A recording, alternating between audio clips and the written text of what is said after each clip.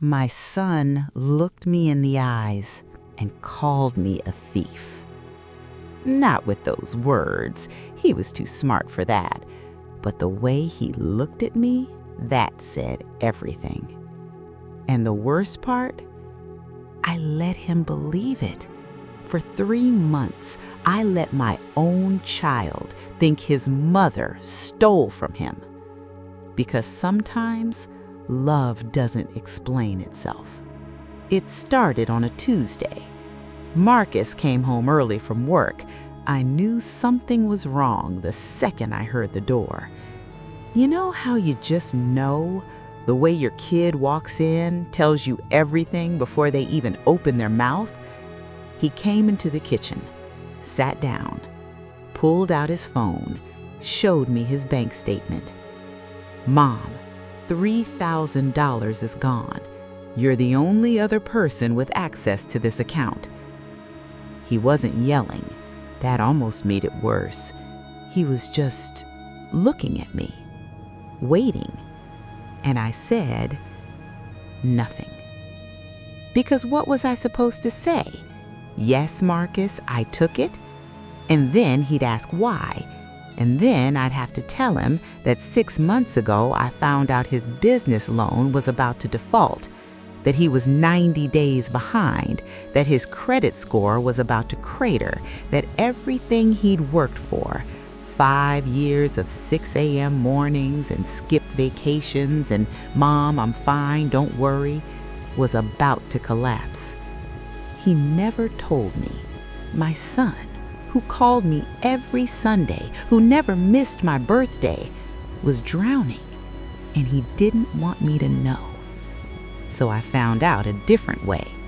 His accountant, old family friend, pulled me aside at church one morning, told me quietly, the kind of quiet that means this is serious.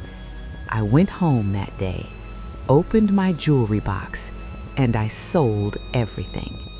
My mother's earrings, my wedding bracelet, a gold chain your father gave me when Marcus was born.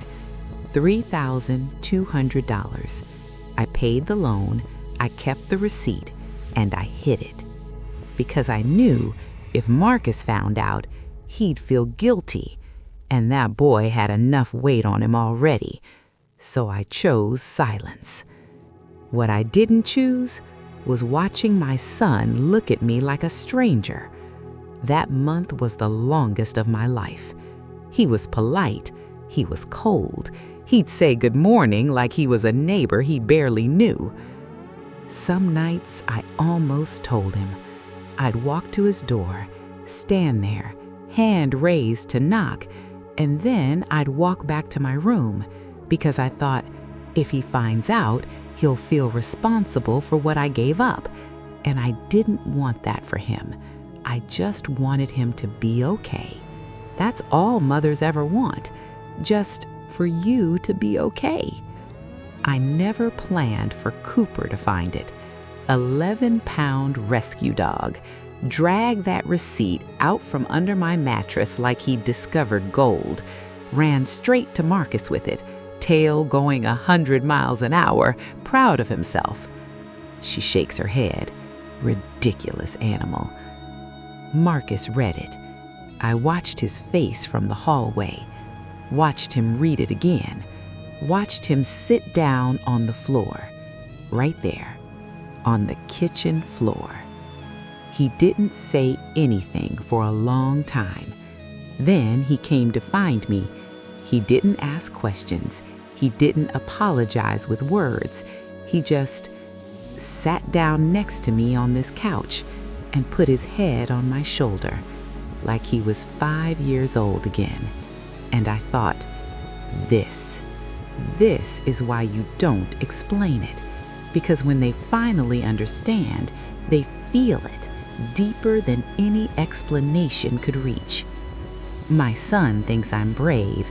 He told me that later. But I wasn't brave. I was just his mother. And his mother wasn't going to let him fall, not while she had anything left to give. Cooper still doesn't know what he did that day, but I gave him an extra treat. he earned it. If this story moved you, share it with someone who has a mother like this, or a mother who needs to hear that what you gave up for them was never invisible. It was everything. Follow for more real stories that remind you what love actually looks like. Drop a heart if your mom would do the same.